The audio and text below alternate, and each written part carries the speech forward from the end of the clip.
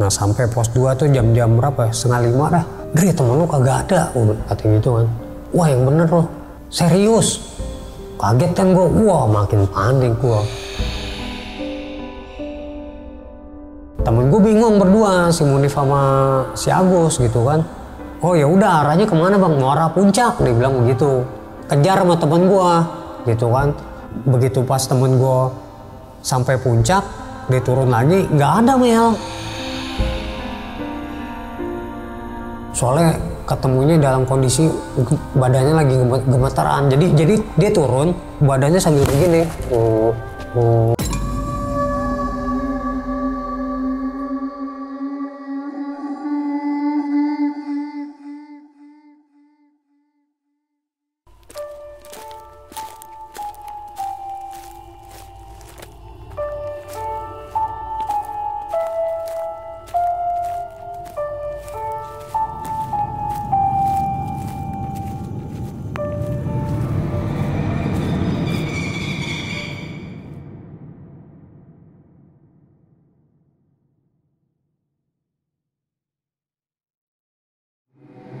Assalamualaikum warahmatullahi wabarakatuh. Kembali lagi bersama gue Amel, host magang di Ngopi Horor. Pada kali ini kita nggak berbagi cerita, tapi ingin membagikan pengalaman dari salah satu narasumber yang ada di samping kita. Kita langsung aja sapa orangnya. Halo Om Andri. Halo, iya. Gimana Om kabarnya Om? Alhamdulillah baik. Oke, dari mana nih Om sebelumnya nih, sebelum ke studio? Kerjaan, tapi udah WA ke temen, maksud gue apa sih namanya, tolong backup dulu gitu. Oke, sebelumnya tim kita ngucapin makasih banyak nih Om Andri udah nyempetin waktunya kesini untuk berbagi pengalaman pada saat gimana nih Om?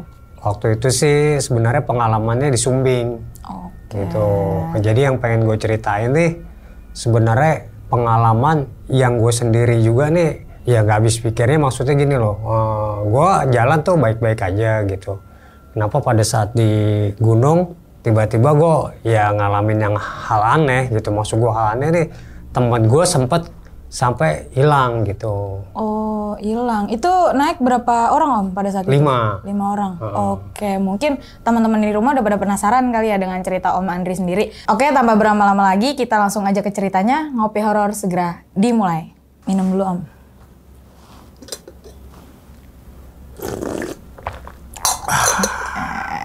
Maknyus juga deh. Ya, sikat.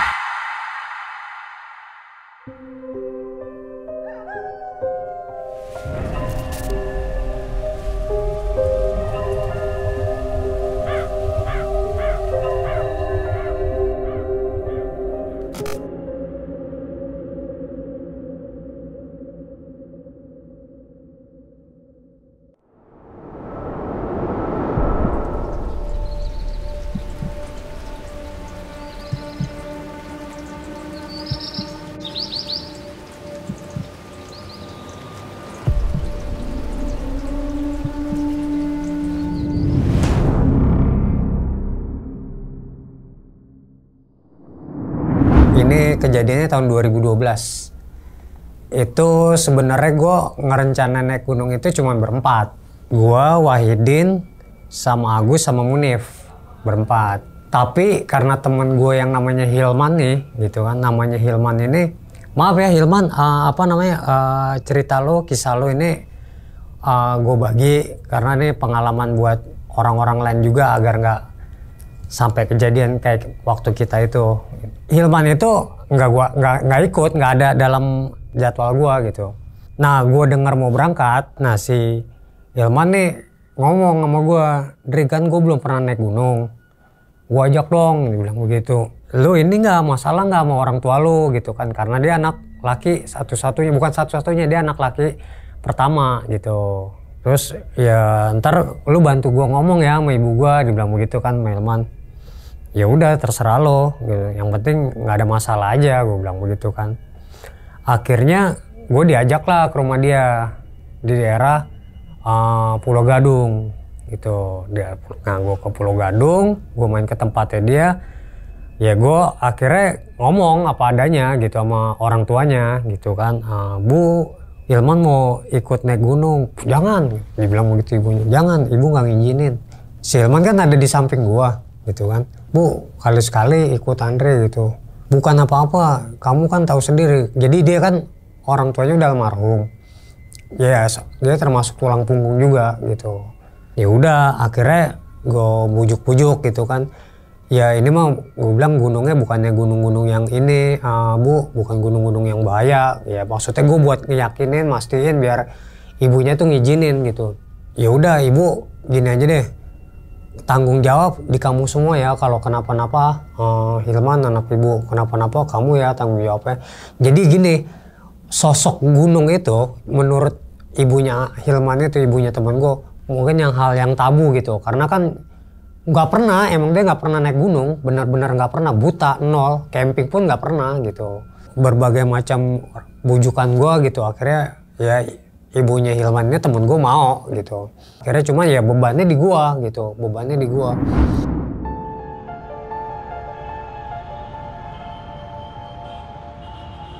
Akhirnya gue ngambil cuti, waktu itu gue berangkat hari Kamis. Gue berangkat, ngumpulnya itu di kantor gue di Gatot Subroto. Jadi ntar ketemuan sama temen gue, yang satu di Senen, yang satu lagi di Pekalongan. Ini temen gue anak Pekalongan. Ketemunya kan di stasiun Senen yang Agus. Yang satu lagi Fahmi orang Pekalongan gitu. Jadi gue ketemunya nanti di Pekalongan sama dia. Gitu. Udah gue naik kereta dari Senen gitu kan. Itu gue naik kereta itu, waktu itu gue naik Tawang Jaya, gue sampai Pekalongan itu gue pagi. Jadi pagi gue mampir ke rumah temen gue yang namanya Munif, sekalian gue belanja logistik gitu kan. Gue numpang ya makan juga. Setelah itu baru gue berangkat jauh ke base camp gitu.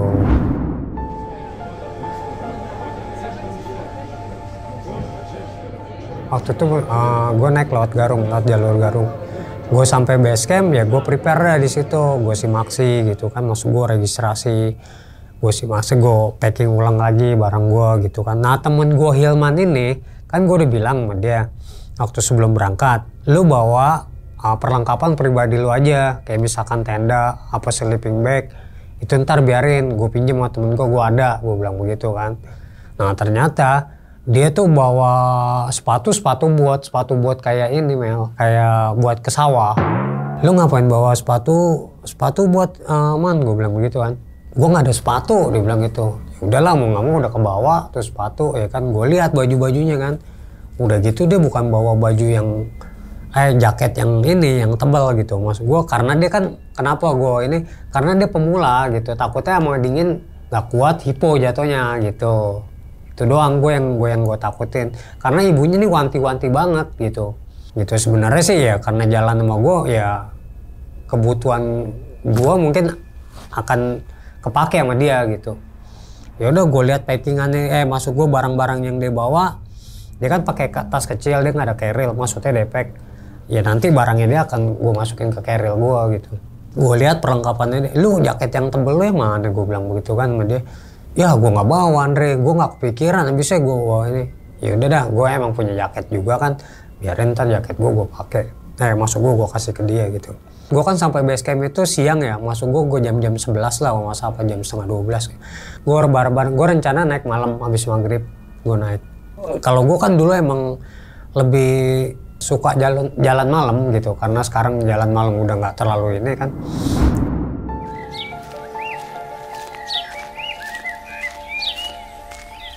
Ya pas sudah mulai masuk maghrib ya udah gue siap-siap gitu ya, gue jalan lah. Itu dari mana, maksud gue dari base camp mau ke ke jalur pendakian. Dulu belum ada ojek, kalau sekarang kan udah ada ojek. Ya gue jalan tuh lumayan sih dari base camp ke ladang tuh. Ya gue jalan di situ, gue fine aja gitu kan. Masuklah gue di jalur gunung ladang gitu kan, udah masuk jalur pendakian. Udah gue jalan, nah temen gue si Hilman jalannya cepet buru. Maksud gue ya karena dia nggak bawa beban Mel gitu, dia nggak bawa apa-apa, yang bawa barang nih gue doang 4. Maksud gue bawa tas gitu, dia ngebut jalan, namanya ini kali ya nafsu gitu. Maksud gue, wah nih gue naik gunung gitu. Udah dia jalan aja, gue teriak sama dia, man jangan buru-buru jalannya, gue bilang begitu kan, santai aja ntar malah capek, gue bilang begitu. Ya udah dia berhenti di ujung gitu nungguin gue. Begitu gue sampai dia jalan lagi paling depan, jalan sampai gue pos 1. Ya udah tuh gue sampai pos 1 kurang lebih jam berapa ya, saking nyantainya gue jalan, kalau lebih jam ada sekitar 2,5 jam, berarti gue jalan jam 6-an, jam 8 sampai setengah 9 malah gitu. Maksud gue karena gue jalan santai gitu, gue emang nggak ngotot, ya temen gue ini aja yang jalannya cepet. Mungkin kalau dia sendiri tuh yang jalan udah sampai pos 1 tuh mungkin jam-jam 7 kali gitu, karena kan gue panggil jangan cepet-cepet gitu kan. Udah gue sampai pos 1, gue bilang begini sama anak-anak, kita mau ngecamp di pos 1 atau pos 2, udah sini aja dulu deh gitu. Ya udah gue bikin tenda di situ di pos 1, ya tenda jadi, gue makan, setelah itu ya gue istirahat tidur bangunlah pagi gue.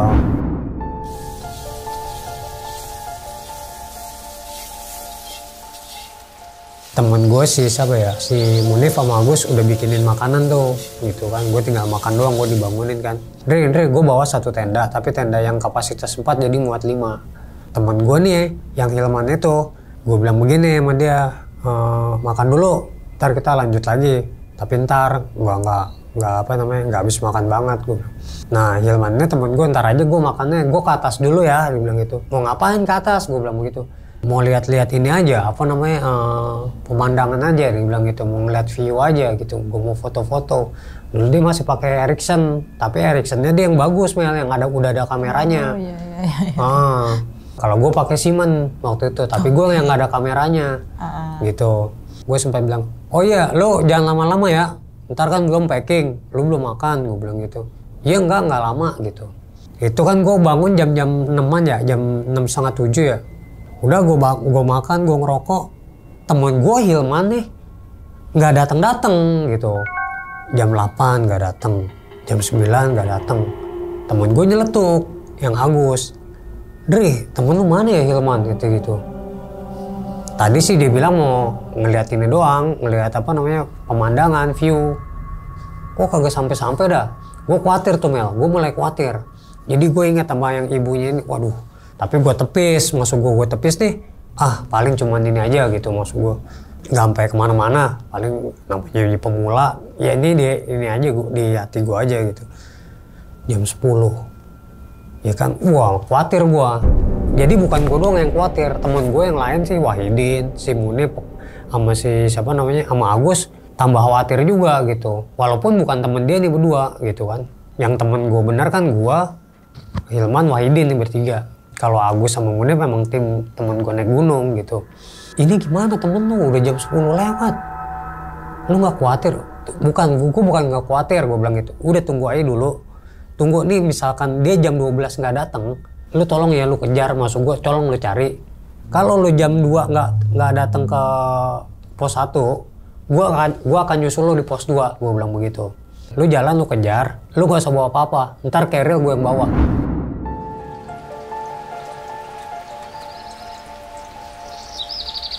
Ya dikejar lah sama temen gue, maksud gue disusulin sama temen gue gitu kan. Disusulin sama temen gue, udah gue berdua tuh sama Wahidin. Dri gimana ya Hilman ya, dibilang begitu kan. Ya udah sabar aja dulu, gue bilang begitu, tunggu aja info dari si Munif sama si Agus, gue bilang begitu kan. Din, udah siap-siap, udah jam 11, packing yuk. Din kayaknya Agus jam 12 sama Munif nggak bakal kesini dah, gue bilang gitu, nggak bakal turun ke pos 1 dah, gue bilang begitu kan temen dia. Ya udah, gue packing barang gue nih, gue kejar ke pos 2, gue berdua nih sama si Wahid. Gue kejar sampai gue pos 2. Gue pos 2 nggak ketemu sama Agus sama Munif gitu kan. Gue udah di pos 2 nih gitu kan. Wah Agus sama Munif nggak ada, gue bilang begitu kan. Din, gue bilang kan, gue manggilnya namanya Wahidin, gue panggilnya Din, tunggu Munif sama si Agus sampai pos 2 ya, gue bilang begitu. Kalau misalkan dia belum turun, kita buka tenda aja nih di sini, gue bilang begitu. Ya udah lo atur aja deh. Udah kan, gue tunggu nih Mel. Lama banget gue nunggu. Itu gue jalan dari jam 12 dari pos 1, gue sampai jam 2 lah, gue sampai pos 2 tuh. Udah gue tunggu di situ sama Wahidin. Nggak lama temen gue turun, Agus sama Munif dari Pestan kelihatan dari ujung, gitu kan. Wah tuh Agus sama Munif tuh kelihatan kan. Nah sampai pos 2 tuh jam-jam berapa? 4:30 dah. Mau jam 5. Belum gelap. Dri, temen lu kagak ada, kata gitu kan. Wah yang bener loh. Serius. Kaget kan gue, wah makin panik gue. Makin panik. Udah kata Wahidin, udah Ndri lu tenang aja dulu Ndri, gitu-gitu. Insya Allah sih mudah-mudahan gak ada apa-apa. Wah itu yang namanya gue gelisah. Jadi gue langsung di situ begitu teman gue bilang, Ndri gak ada Ndri. Jadi gue nyali gue turun langsung seret, langsung gue drop gitu gue. Wah kacau gue bilang gitu kan. Nah Wahidin mungkin ngeliat gue panik gitu kan, mungkin udah tenang aja santai. Maksudnya mudah-mudahan sih gak ada apa-apa. Gue pernah nih naik Sumbing lewat Garung ini yang kedua kali gitu kan. Lu sampai mana Gus? Lu sampai Watu Kotak apa Pasar Watu? Ya udah gue tembusin semuanya. Emang pada saat itu gue naik itu cuman ada anak Universitas Katolik nih bilang begitu kan. Sempet dia nanya temen gue si Agus sama si Munif itu, bang ngelihat orang naik gunung nggak jalan sendiri, ngelihat orang lewat nggak jalan sendiri? Ngeliat, dibilang begitu. Ciri-cirinya kayak gimana bang gitu. Si Agus nanya nih, pakai sepatu boot, pakai kaos, sama celana coklat. Dikejar tuh sama temen gue, gitu. Kejar, tapi nggak ada Mel, nggak ketemu. Dia sempat ngomong gini, sorry, gue ada yang kelewat dikit ya. Maksud gue, begitu temen gue si Agus nanya nih, dia jalan berdua sama bapak-bapak. Bapak-bapak dari pos 1 itu bang? Iya kalau gue kan nggak ngeliat. Nah temen gue bingung sama bapak-bapak, dia bilang itu. Iya bapak-bapaknya bawa tongkat kayu gitu kan. Kayaknya orang-orang ladang deh kata anak ini nih, anak kampus itu. Iya kayaknya orang-orang sini asli deh, dia bilang begitu. Temen gue bingung berdua, si Munif sama si Agus gitu kan. Oh ya udah arahnya kemana bang? Muara Puncak, dia bilang begitu. Kejar sama temen gue gitu kan. Begitu pas temen gue sampai puncak, dia turun lagi, nggak ada Mel. Nah temen gue begitu turun, ketemu di pesta sama anak itu lagi, dia nitip gitu. Bang, nanti kalau misalkan ada orang turun yang tadi saya tanya dengan ciri-ciri pakai sepatu boot, celana coklat, pakai kaos, jangan disuruh turun dulu ya bang, dia bilang gitu sama temen gue, tahan aja dulu gitu. Kalau enggak suruh nginep aja, maksudnya suruh tidurnya di tenda abang dulu gitu, jangan disuruh turun gitu. Oh iya bang, masalahnya dia pemula, dijelasin lah sama temen gue gitu kan. Makanya nih saya bingung, dia sampai berani nekat begini naik sendiri gitu kan. Emang gimana bang, temen sama anak kampus itu dibilang begitu, malah dibalik tanya begitu. Enggak, dia bilang sih cuma mau ngambil gambar, ngeliat-liat pemandangan. Diceritain, akhirnya anak kampus itu, anak Universitas Kristen itu bilang, oh iya bang, tenang bang, tenang.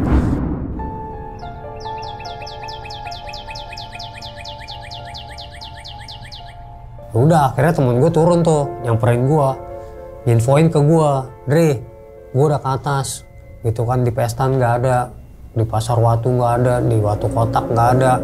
Bahkan gue udah ke puncak itu udah nggak ada siapa-siapa Ndri, dibilang begitu. Anyep di puncak udah nggak ada orang sama sekali. Emang gue bukan naik bulan-bulan pendakian gitu. Wah Ndri gimana ya Ndri, katanya gitu. Lu mah mending gue yang tanggung jawab, gue bilang begitu. Gue yang tanggung jawab, nyokap ya, gue bilang begitu. Udah akhirnya gue putusin buka tenda di situ Mel. Gue putusin buka tenda di situ, gue ngecamp di situ.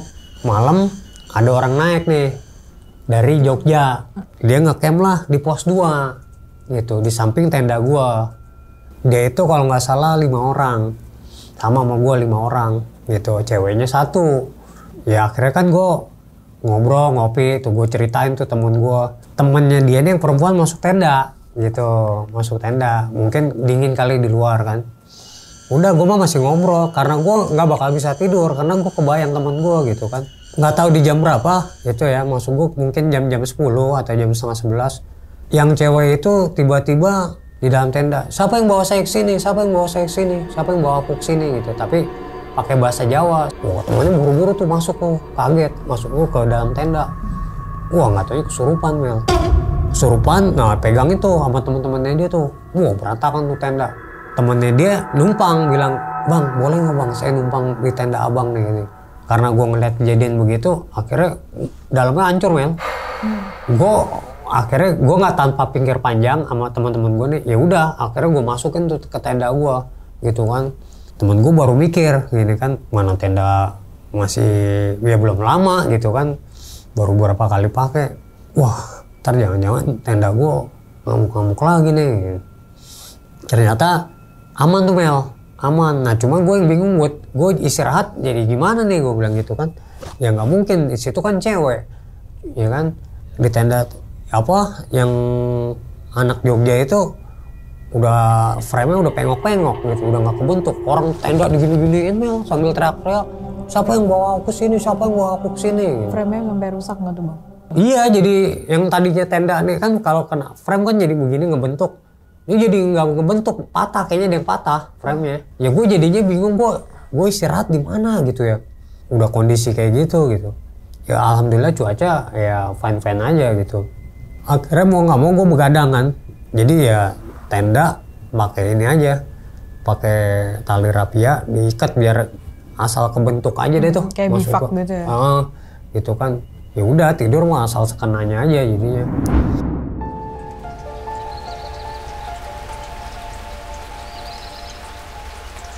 Pagi lah ya. Pas itu gue mutusin gini, langsung ini aja yuk, kita lapor ke base camp. Udah lapor ke base camp aja. Masalahnya sekarang gini Mel, di jalur itu gue nggak ketemu sepanjang jalan orang temen gue gitu. Dan gue juga dari bawah nih, dari pos 1 menuju ke pos 2 dari kemarin nggak ketemu orang. Temen gue dari pos 2 ke puncak nggak ketemu orang juga, ya ketemunya yang orang anak Universitas Katolik itu gitu. Dan gue ketemu orang juga malam di pos 2 yang dari Jogja itu. Jadi pada saat itu ya orang hanya seperti segitu aja di gunung, nggak banyak gitu kan. Daripada kita nih capek semuanya gitu kan, mendingan serahin aja mau base camp. Gue turun, gue tetap pesen di pos 2 sama yang orang Jogja itu. Di atas kan gue udah pesen temen gue di pos 3 tuh di Pestan. Nah pas gue mau turun di pos 2 gue tetap pesen juga kalau ketemu temen gue, misalkan dia ini tolong tahan semuanya, pokoknya gue suruh tahan, gue nggak bolehin dia turun. Udah gue turun ke base camp, buru-buru gue laporan sama orang base camp, gue sebutin ciri-cirinya gitu kan. Emang terakhir dia nggak ada di mana? Dia tanya titik terakhir nggak tuh, dia di pos 1, gue bilang begitu. Pokoknya dia pakai sepatu boot kayak orang mau ke ladang, terus udah gitu pakai kaos celana coklat gitu. Ya udah tunggu aja 2 kali 24 jam. Waduh, gue bilang kalau 2 kali 24 jam, kenapa gue ambil tindakan itu, siapa tahu ada respon gitu. Langsung maksud gue dari pihak basecamp langsung nyamperin gitu kan, maksud langsung nyari gitu. Tapi ternyata emang itulah peraturannya gitu kan, tunggu aja. Itu berarti kan gue udah sehari di situ. Ini udah mau masuk hari kedua gitu kan. Kalau misalkan hari ini nggak turun juga, ya besok mau nggak mau kita sar, dibilang begitu kan. Ya udah akhirnya gue harus nginep di base camp tuh Mel. Begitu gue mau mau kemas gitu kan, ada yang orang Jogja ini turun lapor ke base camp. Gue tanya, gimana mas, ketemu nggak temen saya? Nggak ketemu. Waduh makin shock gue, kacau nih gue bilang urusannya. Gimana nih kata si Wahidin, gue juga nggak tahu nih Din, gue harus bilang apa sama ibunya. Temen gue yang 2 nih, yang Agus sama Munif juga, walaupun bukan temennya dia merasa ikut ini juga, bingung juga gitu kan. Tuh udah lu gini aja, tunggu baiknya aja deh gitu, kita masih punya harapan nih, dia bilang gitu. Sama anak kampus Katolik, info terakhir mungkin dapat kabar bagus dari dia gitu. Udah begitu gue lagi ngobrol-ngobrol, sore temen gue Mel sendiri turun, yang namanya Hilman nih, jalan ketahuan dari ujung kelihatan. Dari atas gunung itu sendiri? Enggak, gue udah bukan di atas gunung, udah di inian, udah di base camp. Kan jalan raya tuh kelihatan temen gue jalan lagi arah ke base camp, di belakangnya anak-anak Universitas Katolik gitu kan. Jadi dia jalannya depan, yang belakang ini anak-anak kampus itu kelihatan. Din, oh temen lu no. Udah gue langsung kan gue samperin. Oh iya, alhamdulillah, gue bilang alhamdulillah gitu. Udah kan. Setelah dia sampai sama temen gue langsung dimarahin. Lu gila lu ya, dibilang begitu sama Agus nih. Lu gak kesian temen lu, dibilang begitu. Temen lu nyariin lu udah kayak apaan tahu. lu ini gunung, dibilang begitu. Kecuali kalau lu di kota, lu kesian temen lu nggak bisa tidur seharian, dibilang begitu.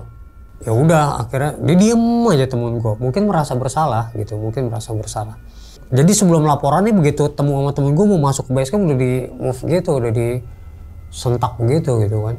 Gue belum bisa marah-marah, gue nggak bisa, gue udah yang ada gue udah ngeliat wujudnya dia udah seneng gitu, maksud gue udah tenang gitu kan, udah nggak khawatir. Nah udah begitu pas dia masuk base camp, laporan ketemu orangnya nih udah ada, nah dicerita sama orang base camp.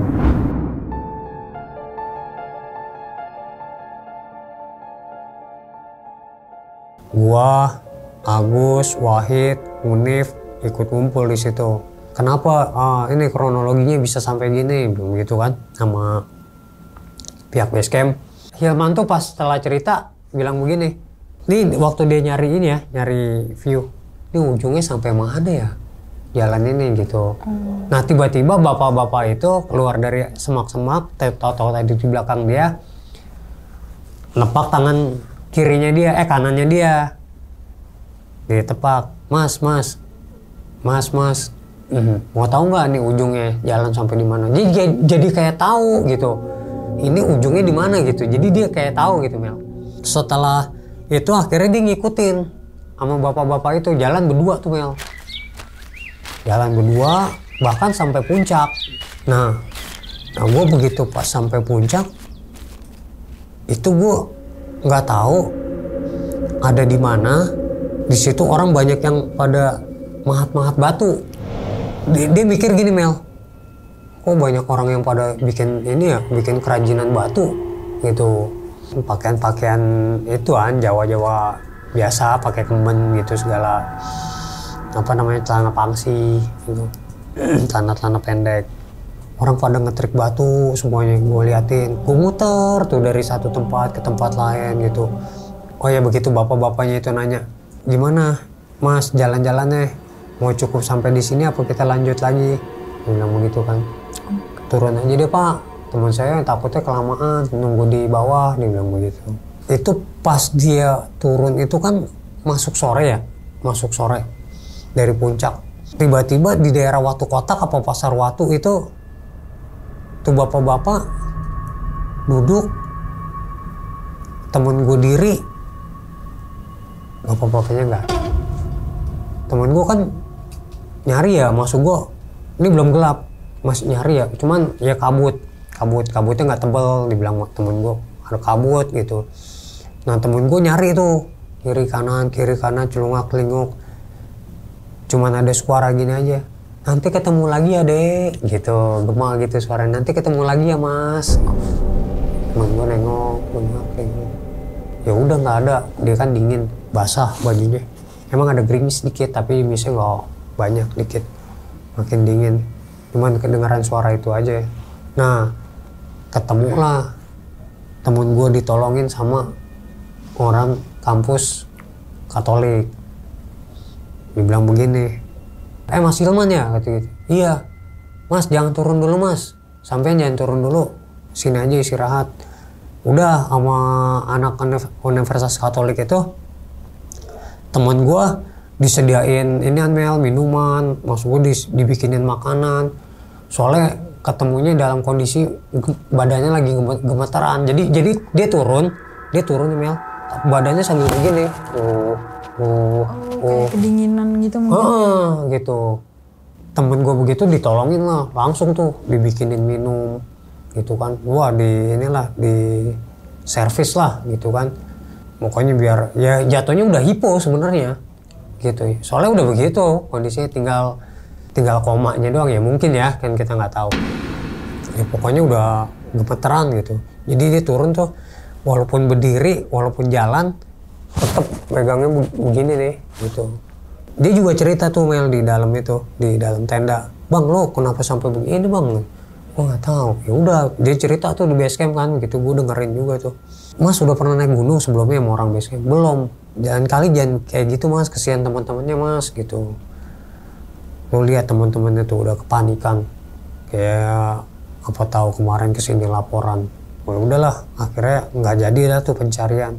Ya gue ngobrol di situ sama temen gue dia sama temen gue domel-melin lagi lah. Lu nggak bisa begitu man, ini naik gunung, lu kan apalagi belum pernah sama sekali.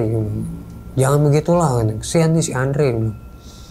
Ya emang gue sih nasihatinnya nggak banyak, udah banyak orang-orang yang nasihatin, takut dia drop aja gitu. Ya man, gue bilang, gue nggak tahu dah kalau lo nggak ketemu apa jadinya gue sama nyokap lo, gue bilang gitu sama dia. Ya udah maafin gue ya, maafin gue. Ya gue nggak tahu, namanya pikirannya mungkin dia lagi kemana-mana gitu kan sampai dia kayak gitu. Inti dari cerita temen gue hilang sih sebenarnya cuma begitu aja, nggak terlalu banyak gitu maksud gue, karena kan buru-buru ketemu sehari aja gitu hilangnya. Jadi pada saat itu ya emang di base camp itu ya sibuk segala macam. Pas temen gue ngasih laporan gitu, terus pihak base camp juga respon. Jadi ya emang pada saat itu ya emang lagi keadaannya ya bingung juga gitu. Ya mungkin cerita yang gue bisa bagi ini aja gitu. Oke, diminum dulu Om, airnya Om. Oke, mungkin itu dari pengalaman Om Andri di tahun berapa Om di Gunung Sumbing? 2012. 2012 ya? Oke, 2012 via Garung yang jalur lama apa? Baru? Lama. Oh yang lama yang ada engkol-engkolan itu ya? Iya.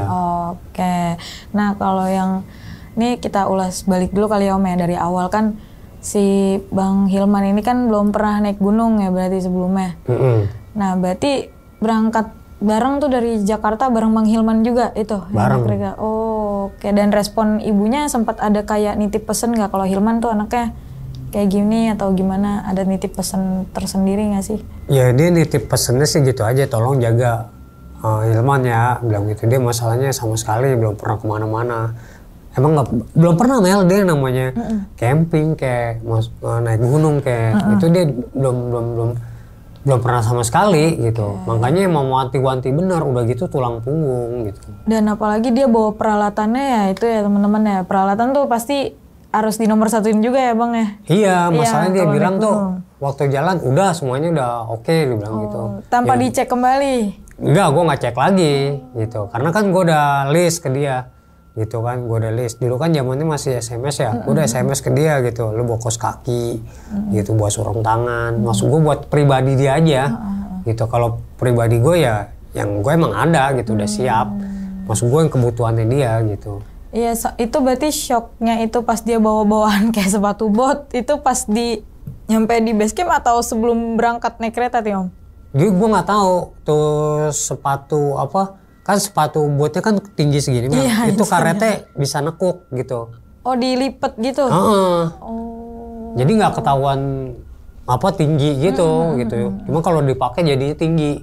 Oke, tapi berarti ya bisa diambil pelajarannya sebelum keberangkatan diusahain ya ngumpul dulu kali Om ya di satu titik kayak ngecek barangnya masing-masing ya. Iya, kan? nah taunya kan gue di base camp.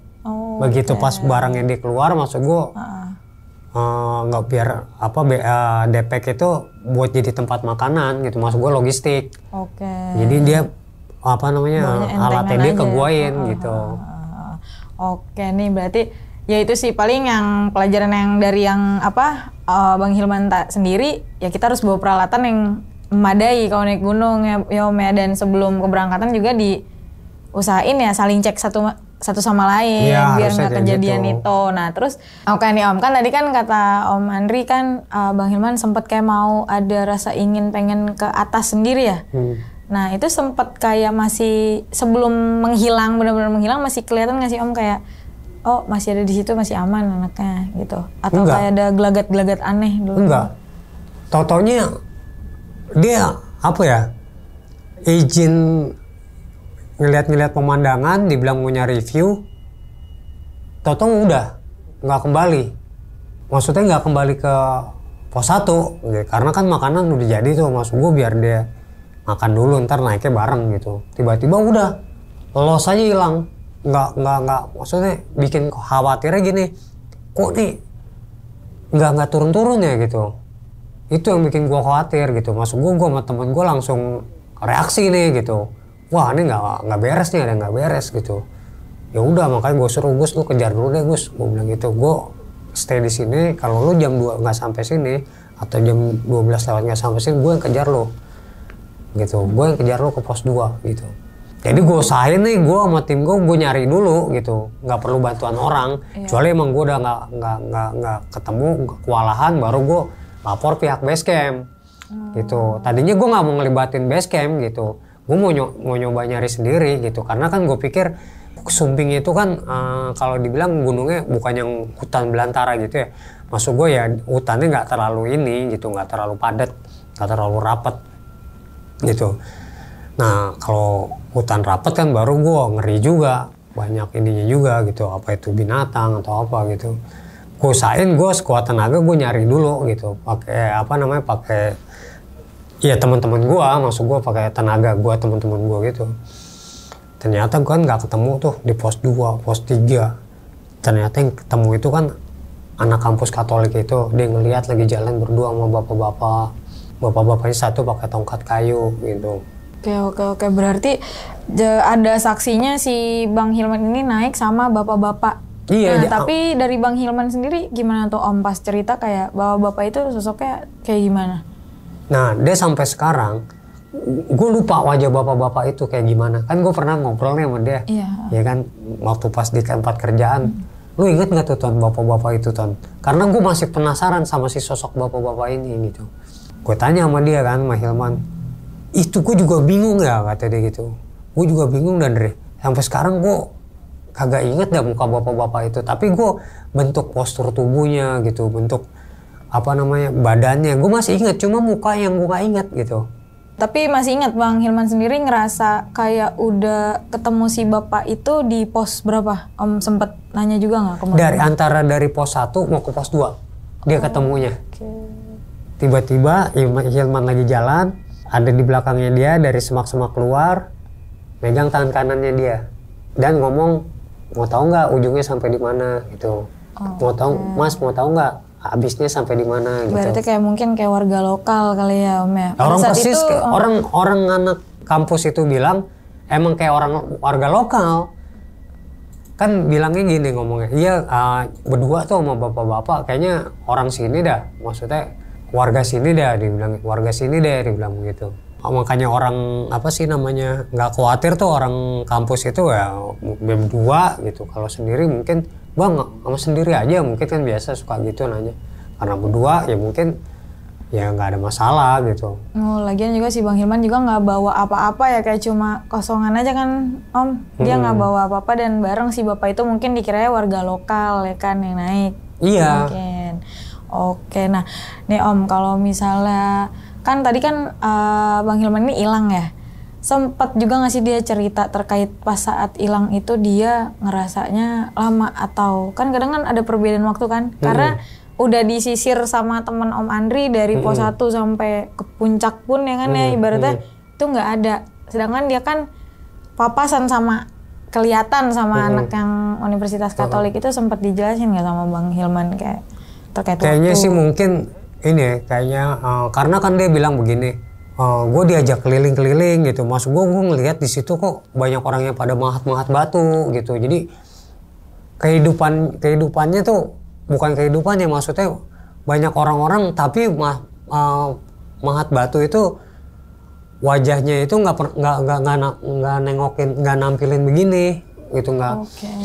Cuman orang pokoknya semuanya pada mahat semuanya. Kayak di kampung-kampung gitu mungkin di desa-desa gitu ya. Iya, tapi dia nggak ngelihat pemukiman rumah-rumahnya. Kan gue nanya detail, Mel. Kan gue bilang, lu diajak ke satu kampung gaib kali Ton, gue bilang gitu. Gue juga nggak tahu. Pokoknya di situ orang pada bikin ukiran batu semua. Dia bilang begitu. Oh iya ya, kalau dikilas balikin ya Gunung Sumbing juga kan konturnya juga kan banyak batu-batuan juga ya Om ya. Gitu. Pokoknya terus udah gitu juga orangnya ini semua nggak ada yang ngomong, nggak ada yang bicara, maksudnya nggak ada suara-suara apa, pokoknya serius semua. Kalau gue ngeliatnya begitu Ndri, pada serius semua, pada bikin batu gitu, boro-boro nengok gitu, jadi serius aja pada ngetrik batu. Oke, berarti Bang Hilman kembali dengan sendirinya tanpa dievakuasi orang base camp atau udah sempat dievakuasi orang base camp? Oh belum. Jadi Om Andri pas turun belum lapor ke base camp? Begitu, kayak baru nitip pesen doang? itu kan pesen nama yang di Iya, pesta, universitas. ya itu. Nah begitu gue pas mau turun juga gue titip pesan juga sama anak Jogja yang dia nggak jadi muncak karena kesurupan, yang ceweknya itu kesurupan. Dan waktu malam itu, waktu pas dia kesurupan itu sempet Mel temennya dia itu kesurupannya ngerinya apa tuh?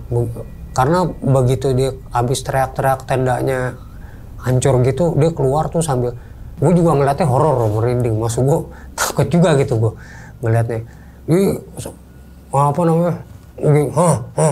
Gitu gue bilang, ini aneh nih gue. Loncat gitu ya. Sama temannya dipegangin. Kan sempat temannya gue lupa, sorry, ada yang kelewat. Temennya sempat turun salah satu ke base camp, berdua manggil orang situ asli. Malam itu rame tuh emang rame. Jadi orang temennya dia dua turun manggil orang penduduk situ asli, diajak naik. Ya itu mungkin diobatin, tidur di tenda gua gitu. Di tenda gua juga sempat ngegerung juga, tapi nggak ngacak, nggak berantak, maksudnya nggak ngeronta-ronta, nggak sebrutal yang iya nggak brutal gitu maksud tapi gua. sempat dijelasin Om kayak pada saat itu si cewek ini kenapa bisa sampai kerasukan. Gue juga nggak banyak tanya ya, maksudnya sama yang apa sih? Anak Jogja itu. Terus sama yang kan ada juga yang ngobatin tuh orang situ yang dipanggil sama temennya. Gue juga nggak sempet nanya sama dia karena keadaannya udah nggak enak gitu, maksud gue suasananya udah apa ya. Jadi buat nanya juga, dia juga fokus juga gitu sama temennya gitu kan. Di tenda gue sempat ngegerung juga, jadi gue takutnya apa? Itu tenda temen gue. Dirusak iya, lagi. itu doang gitu. Jadi dirusak lagi. Iya, dia udah khawatir gitu aja. Jadi waduh. Tapi mungkin aja itu gejala hipo nggak sih Om? Kemungkinan sih kalau gue bilang iya juga ya. Tapi kondisi cuaca waktu itu sih kalau gue bilang menurut gue masih taraf normal. Gitu. Kecuali kalau temen gue nih yang Hilman bisa gue kategorin hipo atau hipotensi karena emang dia bilang pakai kaos. Ya kan? Kaos, celana bahan. Ya udah nggak pakai apa-apa. Sama sepatu. Iya sepatu buat. Maksud gue jadi pas di jalan itu kayak kedinginan mungkin jadi hilang arah. Kan nggak makan juga. Ya kan nggak minum juga gitu. Perut kosong. Iya benar. Dingin pasti hipo jatuhnya. Jadi dia udah excited duluan untuk ngulik lokasi tapi dianya belum ada stamina, capek kan ya Om ya, bukannya istirahat dulu malah langsung gitu. Nah, tapi Om nih kan balik lagi ke yang pencarian ya, berarti belum sempat ngelapor ya kan, tapi udah nitip pesan ke beberapa orang yang di atas. Lapor dong gua. Lapor. Ke base camp. Tapi pihak base camp gimana tuh? Kan nunggu. Nunggu sehari. 2 kali. 2 kali 24 jam. Dan pada akhirnya sebelum waktu nunggunya udah habis, si Bang Hilman udah turun duluan. Dengan kondisi gimana tuh Bang, kondisi Bang Hilman pada saat itu pas udah turun? Pucet. Bahkan walau masih jalan sama anak ini, sama jadi anak kampus. Nih Hilman, gue kan ngeliat di ujung. Nih Hilman, ini apa namanya, rombongan anak kampus. Dia duluan, ya diem aja pucet gitu. Kayak orang linglung gitu? Dibilang linglung juga nggak, pokoknya hampa aja. Kalau linglung kan bengong-bengong, ini hampa aja, kosong gitu. Tapi nggak ada hal yang berbeda kan setelah dia turun itu sendiri, atau ada gitu kayak misalnya agak susah untuk berkomunikasi atau sempet awalnya. Sempet. Jadi di base camp itu ya kebanyakan diem gitu. Cuman begitu pas ditanya sama pihak base camp kan, dia cerita tuh gitu kan, nggak tahu ada yang ngajak saya, ada yang nuntun saya, pokoknya dia cerita deh tuh gitu. Dan gue juga dengerin gitu kan, teman-teman gue juga dengerin gitu. Ya udah nggak apa-apa. Ya cuman pada saat itu emang kebanyakan diem tuh pada saat di situ di base camp gitu, nggak banyak nggak ceria gitu, nggak kayak biasanya.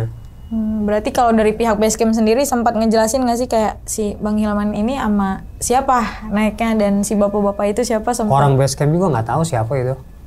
Dan pada saat itu yang naik juga cuma anak Jogja, rombongan Om Andri sama anak kampus Katolik. Kampus Katolik. Oke. Mungkin kalau misalnya kan setelah itu nggak ada kejadian apalagi Om yang pas setelah Bang Hilman cerita di situ langsung pulang, atau misalnya ada hal lain lagi? Kayaknya sih pas di situ udah nggak banyak cerita lagi.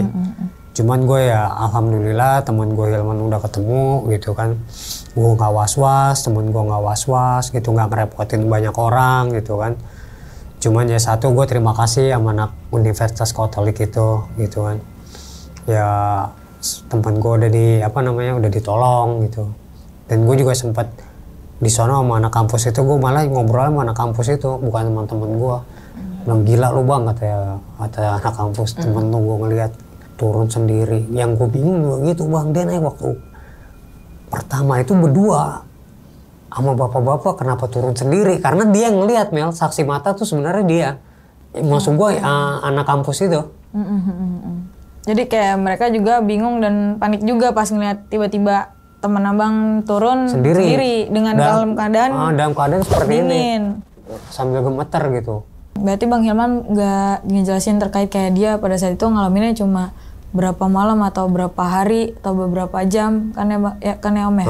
Dan kalau boleh tahu berarti kan tadi Om Andri sempat nyinggung dia bisa dibilang masuk kampung gaib ya, karena kan ada yang mahat gitu-gitu. Tapi menurut Om Andri nih, di setiap gunung tuh emang pasti ada pasar setan atau dengan nama pasarnya masing-masing atau gimana nih menurut Om Andri sendiri? Ya mungkin kalau di gunung kan ada beberapa nama-nama yang emang sakral ya, maksudnya itu kayak misalkan di Gunung Lawu, di Gunung Sumbing, di Merbabu. Kalau di Merbabu kan yang gue tahu kalau dari jalur Tekelan tuh di Watu Gubuk gitu kan. Ya kalau di Sumbing ya gue nggak tahu, mungkin antara Pestan sama Watu Kotak sama Pasar Watu ya mungkin tuh ya.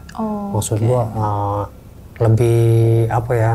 lebih sakral kelihatannya sepertinya. Dan ketemu sama yang mahasiswa Katolik di Pestan. Oke, mungkin ya balik lagi sih ya Om ya, kalau hal-hal kayak gitu kan kita nggak ada yang tahu kan, nggak bisa menerka-nerka juga. Tapi balik lagi secara logis mungkin karena ya itu hilangnya arah, kurang asupan juga kan, kurang logistik kan, nggak ada persiapan dan kondisi tubuh juga udah nggak fit, jadi ya hilang arah jatuhnya. Untung masih bisa kembali kan ya, itu dan mungkin ditolong. Ya kalau misalkan kalau nggak ketemu anak itu dia gue bilang, makanya gue berterima kasih ketemu anak kampus. Mungkin temen gue udah disar, udah nggak mungkin enggak, karena dalam keadaan seperti ini maksudnya megang begini gemeteran, dari Pestan mau ke basecamp juga masih jauh dan pasti akan kena malam gitu. Dan itu turunnya di sore ya Om ya? Iya gitu, kan besoknya mau disar tuh. Iya benar. Berarti ya alhamdulillahnya kan teman Om juga udah sehat selalu sampai sekarang kan ya Om ya? Udah sehat cuman selalu. Ya kemarin ya itu gue bilang kan sama lo waktu itu, kalau bisa mungkin narasumbernya sendiri yang mungkin cerita lebih dapet gitu. Karena kalau gue kan di situ bukan gue yang ngalamin, tapi gue ada di situ gitu. Nah kalau dia mungkin ya karena dia mungkin sibuk, susah dihubungin gitu kan. Ya jadi akhirnya mau nggak mau, mohon maaf Hilman, akhirnya ya gue ceritain buat pembelajaran aja sih sebenarnya ke yang lain-lain. Edukasi juga itu aja sih, mohon maaf sebelumnya. Semoga Bang Hilman juga sehat selalu dan nggak kapok untuk mengeksplor dunia luar juga kan. Ya. Nah paling kira-kira nih Om ya, untuk terakhir ada pesan dan apa nih ke teman-teman di luar sana dari cerita Om Andri sendiri? Kalau gue masih sama, pesan-pesannya ya cuma jaga adab aja kalau kita ada di suatu tempat ya di gunung kayak di laut, di gua, pokoknya di kegiatan alam lah. Bahkan juga dimanapun kita berada gitu, maksud gue ya jaga adab gitu. Ya mungkin itu aja. Terus juga untuk yang pemula-pemula, tolong perlengkapan buat pribadinya tolong diperhatiin lagi, maksud gue biar ya kejadian ini sih biar nggak keulang aja gitu ke teman-teman pemirsa yang nonton nih gitu. Ya mungkin kayaknya udah pada cerdas juga sih, maksud gue sih udah banyak media sosial juga ya. Cuman ya gimana, balik lagi ke diri sendiri, ada persiapan atau enggak, jangan cuma ngejar ya yang sekarang kan yang dibutuhkan konten juga kan. Tapi tetap safety itu harus, peralatan juga harus ya memadai. Jangan kalau naik gunung cuma bawa apa yang diperluin aja, tapi kan apa yang dibutuhin juga gitu ya Om ya. Nah mungkin nih makasih banyak ya Om Andri ya udah luangin waktunya ya kan untuk mengisi pengalaman, membagikan pengalamannya di sini mengenai pendakian Gunung Sumbing. Nah semoga teman-teman di rumah juga bisa ambil sisi positifnya dari pengalamannya Om Andri dan dibuang sisi negatifnya. Oke, sekian dulu video kali ini dan nantikan video-video selanjutnya. Hal gaib itu muncul ketika sugesti kita buruk. Wassalamualaikum warahmatullahi wabarakatuh. Makasih Om. Sama-sama, Mel. Bungkus.